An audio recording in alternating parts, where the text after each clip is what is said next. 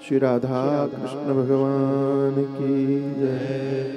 सद्गुरुदेव भगवान की जय।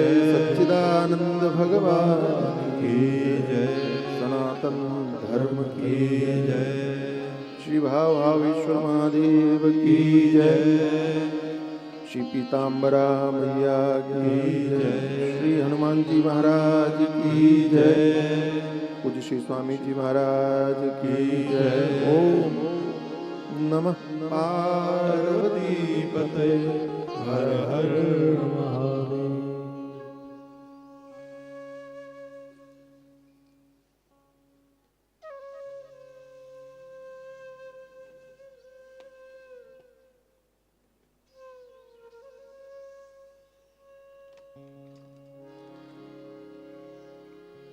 यस्य सर्वे समारंभाः काम संकल्प वर्जिताः ज्ञानाग्निदग्ध कर्माणम्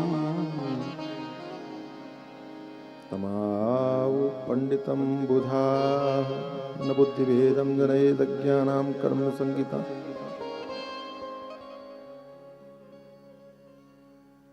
आप लोग गर्ग संगीता सुन रहे हैं 15 दिवसीय उत्सव के अंतर्गत। कल बड़ा बढ़िया प्रसंग सुन रहे थे आप, दुर्वासा और भगवान कृष्ण का। तो गोपियों ने पूछा कि ऐसा कैसे हो सकता है, हमने भगवान कृष्ण को रासलीला में खेलते हुए देखा है, दुर्वासा को भोजन करवा के आए और उसके बाद में आप कहते हो कि दुर्वासा ने कुछ नहीं खाया हो तो रास्ता दे दो। देखो एक बात बता, कर्म कब बनता है? अच्छा, हम लोग कहते हैं ना कि हर व्यक्ति कर्म भोगता है, ऐसा बोलते हैं, अपना ही किया हुआ कर्म भोगते हैं। तो वो कर्म कब बनता है? जब वो भोगने लायक हो जाए। अच्छा, और सरल करके बताते कि आप खेती करते हो, उसमें बीज डालते हो, तो वो बीज पौधा बनता है, पौधे से फिर फल, ठीक है ना? अब एक बात बताओ, जो बीज आपने बोया अगर उसको थोड़ा भून लो,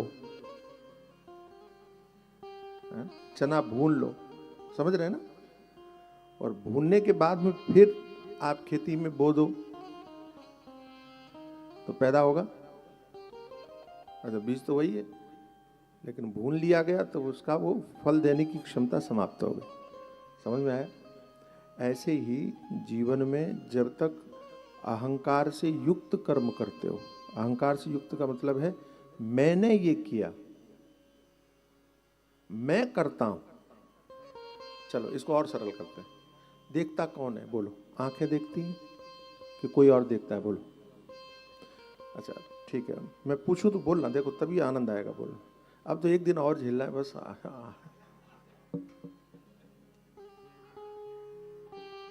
आप देखते हो कि आंख देखती है? बोलो। हाँ जी, आंख देखती है, पक्का? आप नहीं देखते हो, आंख देखती है, याद रखना। तो फिर ये क्यों बोलते हो कि मैंने देखा? बात आ रही है समझ में? देखा किसने? बोलो। और बोला क्या? बस यही गड़बड़ करते हो, यही वो कर्म बन गया। अच्छा फिर देखो, समझना, देखा किसने? और आंख का देखा हुआ फल किसको मिलना चाहिए? आंख को। लेकिन आप बीच में आ गए बेमतलब। अच्छा, एक व्यक्ति था, ट्रेन में जा रहा था, और जब बैठा ट्रेन में तो दूसरा व्यक्ति चढ़ा साथ में। बड़ा सा सुंदर बॉक्स था, बड़ा खूबसूरत, देखने में बड़ा सुंदर लग रहा था। उस बॉक्स को उसने उस यात्री से कहा, पहले वाली से, कि भैया इसको देखना, मैं अभी आता हूं। और बॉक्स बहुत सुंदर था देखने में, तो वो ठीक है। अब वो कह करके चला गया, लौट के आया ही नहीं। तो जो ये व्यक्ति था, इसने कहा ये बॉक्स तो छोड़ के चला गया, मेरे को कह के गया है, और सुंदर बॉक्स है, नहीं आया, बढ़िया हुआ, ये मेरा हो गया। उसका था क्या? था नहीं, लेकिन उसने अपना मान लिया। कोई भी पूछे बैग किसका? मेरा है। और जहां उसको उतरना था वहां तक वो नहीं आया, तो बड़ा खुश हुआ। उसने वो बैग जो उसका नहीं था, उसने अपना मान करके उतार लिया बॉक्स। और बॉक्स बड़ा था, सुंदर था, सबकी नजर उसके ऊपर जा रही थी। और तभी पुलिस वालों ने पकड़ा कि भाई ये किसका बैग है? बोले मेरा। खोलो, इसमें क्या है? पता तो इसको भी नहीं था। खोला तो उसमें लाश निकली। अब ये चिल्लाता मेरा नहीं है, मेरा नहीं है, मेरा नहीं है। कोई मानेगा? था उसका नहीं, वास्तव में नहीं था, लेकिन वो चिल्लाता रहा, मानता रहा कि मेरा है, मेरा है, मेरा है। तो उसका पाप कौन भुगतेगा? वही भुगतेगा। ऐसी तुमने नहीं देखा, तुमने नहीं सुना, तुमने नहीं चला, तुमने नहीं लिया, तुमने नहीं दिया, तुमने नहीं सोचा, तुमने नहीं किया, लेकिन हर जगह तुम कहते रहे मैंने देखा, मैंने सुना, मैं चला, मैंने दिया, मैंने लिया, मैंने सोचा, मैंने किया। तो भुगतेगा कौन? शास्त्र कहता है, भगवान क्या कहते हैं गीता में? न मे किंचित करोमीति युक्तो मन्ये ततत्विद पश्यन् शृण्वन् स्पृशन् जिघ्रन् नश्नन् गच्छन् शुपन् सुचन् प्रल्पन् विसृजन् गृह्णन् नुन्मिषन् निमिषन् निपिन्द्रियाणि इंद्रियार्थेषु वर्तन्ति इति धारयन्। भगवान कहते हैं कि तुम मैं करता हूं ये सोचना छोड़ दो। न मे किंचित करोमीति, मैं कुछ भी करने वाला नहीं हूं। तो ये कब सोचना है? भगवान कहते हैं पश्यन्, देखते हुए, शृण्वन्, सुनते हुए। देखने के बाद में तुमको ये जरूर ख्याल आना चाहिए कि मैंने नहीं, आंख ने देखा। अच्छा, व्यवहार में भली बोलने के लिए बोल दो मैंने देखा, लेकिन अंदर भी ये निश्चय होना चाहिए मैंने नहीं देखा। भाई देखने वाला नेत्र। मैंने सुना, ना ना ना, अपने को अलग कर लो। तो देखने के बाद में जो पाप होगा उसको भुगतने वाला कौन होगा? जो भी हो, हम नहीं होंगे। ठीक है। दुर्वासा ने जब तक दूर्वा का रस पिया तब तक तो ये सोच के पिया कि मैं पी रहा हूं, लेकिन उसके बाद जब ज्ञान हो गया, उसके बाद में उन्होंने जो कुछ भी किया वो मैं खा रहा हूं ऐसा सोच करके नहीं किया, इसलिए वो खाना उनके हिस्से में जाता ही नहीं है। ये मतलब है। समझ में आ गया? आ गया तो ताली क्यों नहीं बजाए? अच्छा, हमको समझ में आना चाहिए ना, आपको समझ में आ गया। ऐसी भगवान कृष्ण है। ठीक है। तो संसार में क्या कर रहे हो महत्वपूर्ण नहीं, कैसे कर रहे हो, क्यों कर रहे हो, यह महत्वपूर्ण। देखो, चाकू डॉक्टर भी चलाता है, पेट काटता है, और हत्यारा भी चलाता है। एक को फांसी की सजा होती है, दूसरे को मेडल मिलता है। चाकू चलाने से एक मेडल पा रहा है और एक को फांसी की सजा, क्योंकि दोनों को उद्देश्य अलग है। अच्छा, और ध्यान देना कि डॉक्टर ने पेट काटा और ऑपरेशन किया और वो व्यक्ति मर गया, उसको फांसी होगी, क्योंकि मारना उसका उद्देश्य नहीं था, उसका उद्देश्य बचाना था। उद्देश्य को देख करके ही फल निर्धारित होता है, ये भी समझना। तो मुझे विश्वास है कि जो मैं कहना चाहता हूँ आप समझ गए होंगे, है ना। तो ज़्यादा टाइम नहीं लूँगा क्योंकि बहुत कथा करनी है, और प्रयास ये रहेगा कि वो उस महाराष्ट्र तक पहुँचे जिसकी चर्चा कर रहे थे महाराज जी, वहाँ तक मैं पहुँच जाऊँ। यहाँ जो कथाएं हैं थोड़ा अलग है, श्रीमद् भागवत में जो कथाएं हैं वो अलग है। हम कल महाराज जी से भी चर्चा कर रहे थे, भागवत का जो प्रसंग है, प्रबंध है, और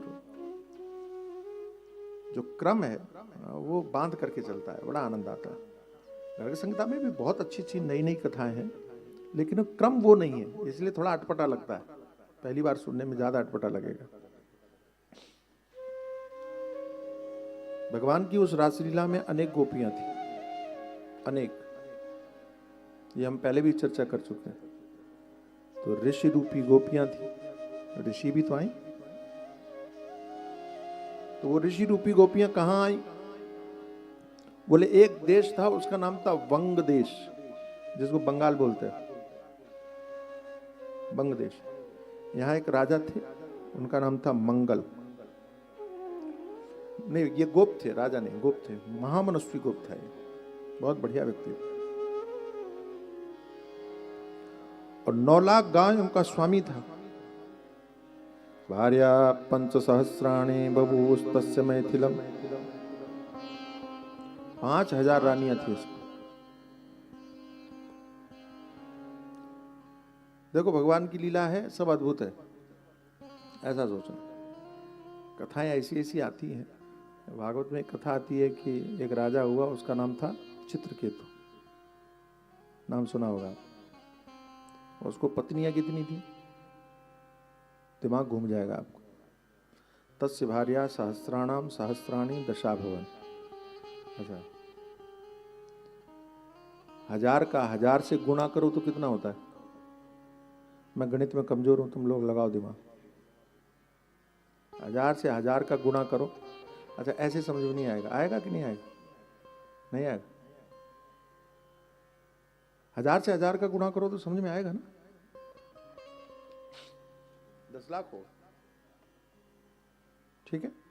1000 से 1000 का गुणा करोगे तो उसका 10 गुना करोगे तो तस्य भार्या सहस्राणाम सहस्राणी दशा भवन, 10 गुना करो 1 करोड़। 1 करोड़ पत्नियां थी उसको। किसको? चित्रकेतु। तो लोगों ने कहा क्या बोलते हो आप लोग, भी ऐसा हो सकता है? देखो इस संसार में असंभव कुछ भी नहीं है, हो तो सब कुछ सकता है, मायायाम सर्वसंभव है। लेकिन कहानी क्या कहना चाहती है वो भी समझो। तो कथा क्या कहना चाहती? कथा कहना चाहती है कि चित्रकेतु कौन है? मन है।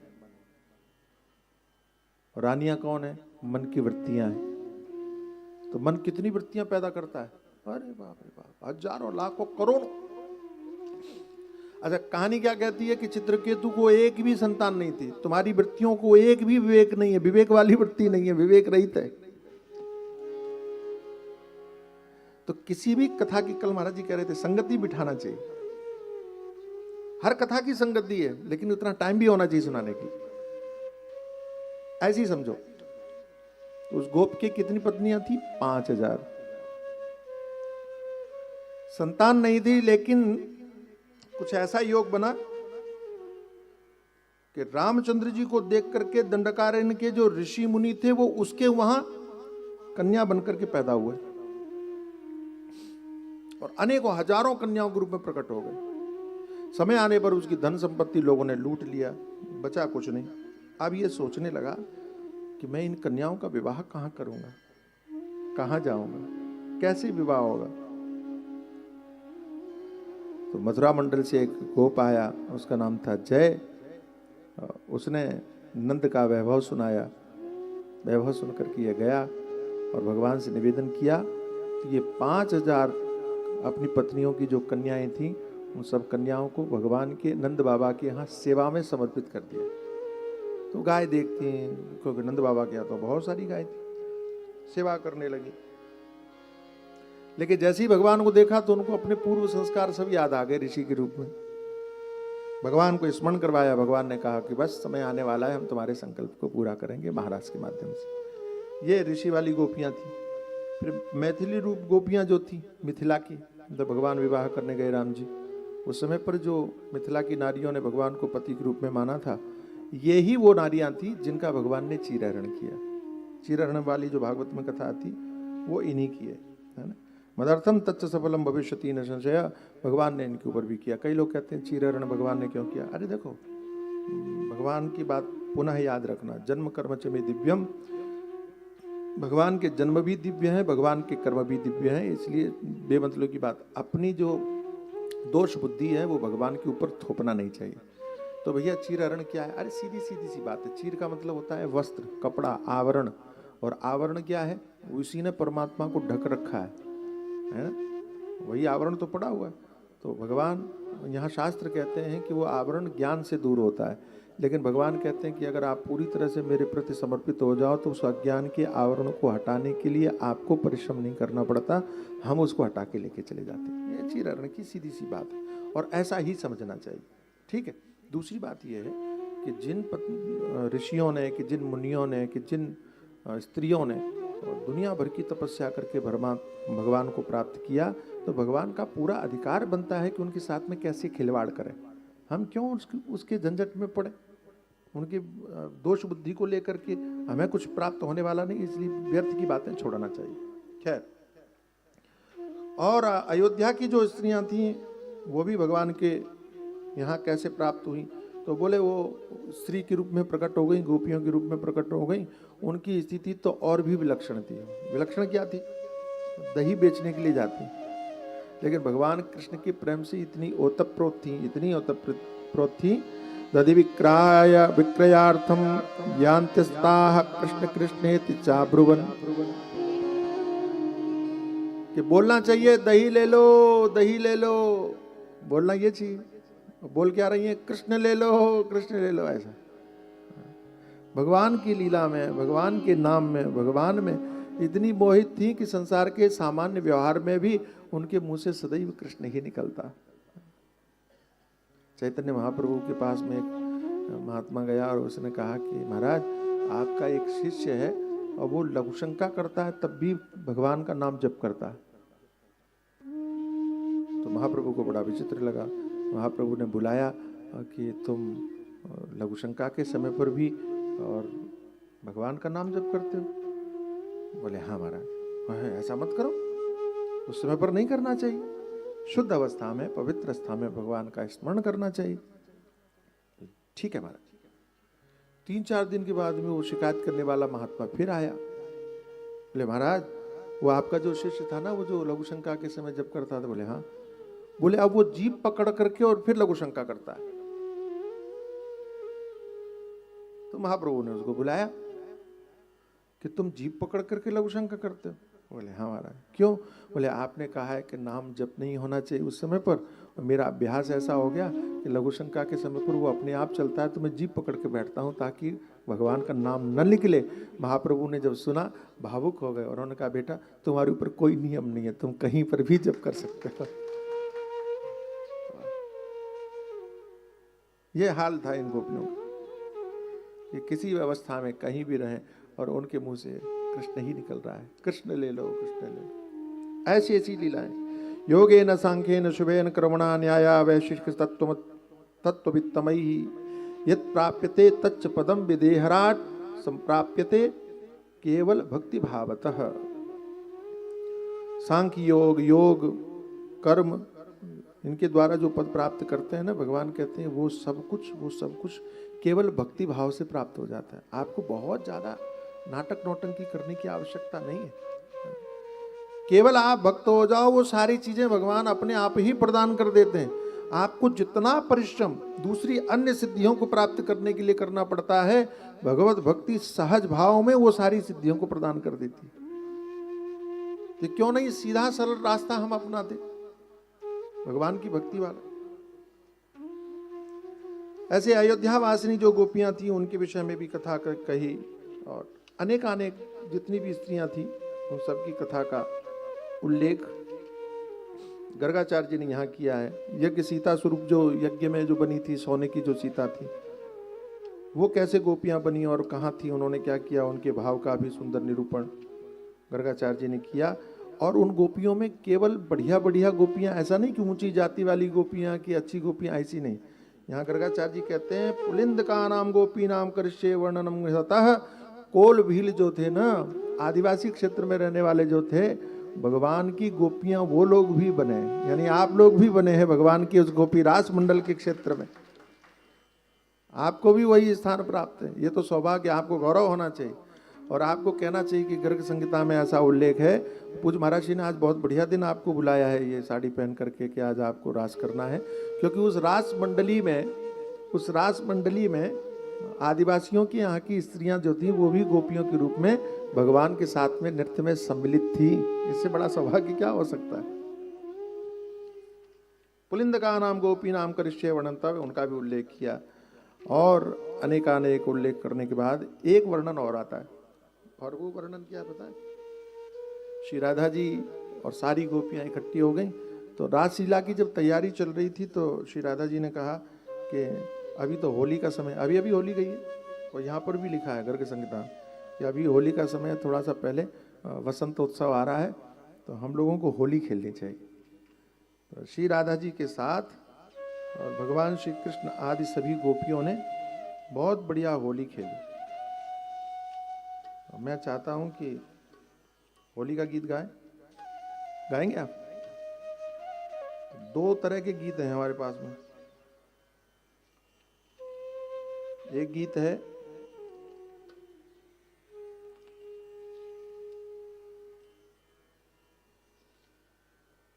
दूसरा वाला नहीं है इसमें, दूसरा वाला गीत नहीं है, जो है वही गा लेते।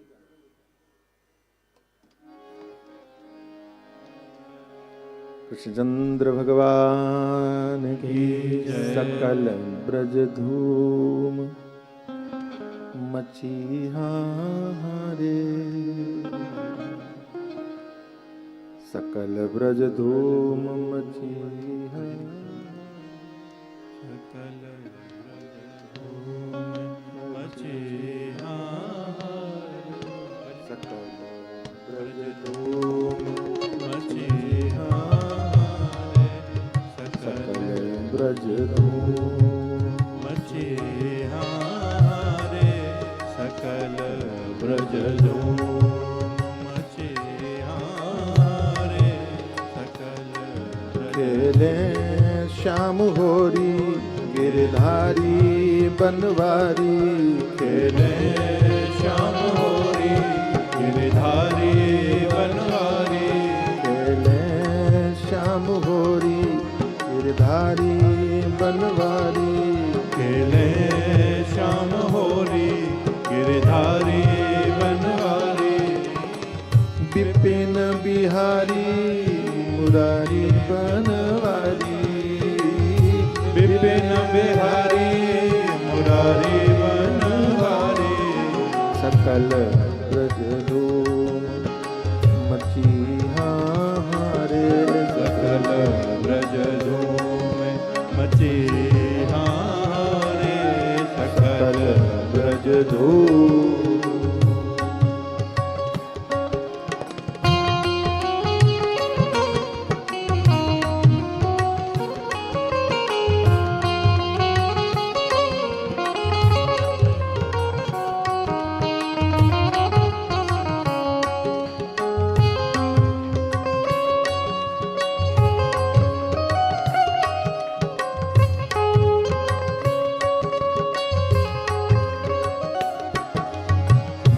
कृष्ण जी प्यारे नंद को लाल, कृष्ण जी प्यारे नंद को लाल, कृष्ण जी प्यारे नंद को लाल, कृष्ण जी प्यारे नंद को लाल, ग्वाल बाल मुख तारत गुलाल, ग्वाल बाल मुख तारत गुलाल, मारत पिचकारी रंग रंग की पिचकारी, मारत पिचकारी रंग रंगी वृषभानु दुलारी राधा प्यारी, कचोरी वृषभानु दुलारी राधा प्यारी, सकल ब्रजधू मछियारे, सकल ब्रजधूम मछियारे, सकल ब्रजधू